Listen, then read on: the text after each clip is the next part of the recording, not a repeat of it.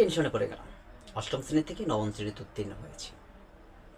পাশের বাড়ির বন্ধুরা সবাই সায়েন্স নেবে, আমারও স্বপ্ন। ওরা যে নেবে তার জন্য না, আমারও স্বপ্ন ছোট থেকে আমি সায়েন্স নিয়ে পড়াশোনা করব। কিন্তু আবার ভাবলাম সায়েন্স নিতে পড়তে গেলে 5 থেকে 6টা প্রাইভেট পড়তে হবে, আর 5 থেকে 6টা প্রাইভেটের কমপক্ষে আমাকে 3,000 টাকা স্কুল খরচ, আনুষঙ্গিক খরচে প্রতি মাসে আমাকে 5,000 টাকা খরচ করতে হবে।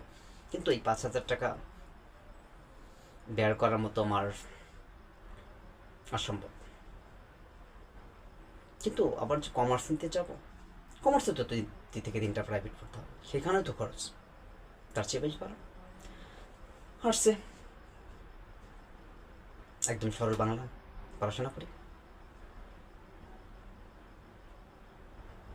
কিন্তু আফসোস লাগে এটাই, স্বপ্ন দেখলাম ছোট থেকে সায়েন্স নিয়ে পড়াশোনা করব, কিন্তু আজ অর্থনৈতিকের কারণে সায়েন্স নিয়ে পড়াশোনা হচ্ছে না। কি করব? যে স্বপ্ন পূরণ করার মতো না সে স্বপ্ন দেখে লাভ নেই। তার চেয়ে আমি বেশ ভালো আর্টস নিয়ে পড়াশোনা করি। কিন্তু এমন সবসময় সায়েন্সের দিকে অকাচরে পড়ে থাকে।